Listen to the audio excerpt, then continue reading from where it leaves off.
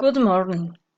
Today I'm going to talk about my favorite restaurant is Mora Castillo, located in the Popayán in the direction Street 2, number 442. The service is the typical dishes of the Colombian food, for example, empanadas, tamales, patacón with cheese, and the carne tanta with ahogado. The specialty of the house is the tamal of pipián.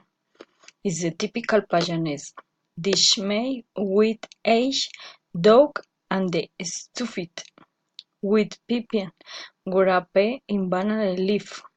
Pipián is the puree of the base on the red is the potatoes, ahogado and the pinush and the salpicón Payanese is the typical granita, the base of the blackberry, lulo, and the peaches of guanabana.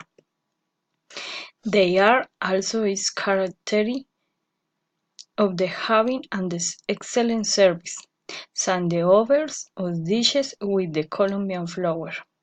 Finally, invites everyone to taste the menu that this restaurant offers is the represents the Colombian originality and diversity of our gastronomy, the flowers.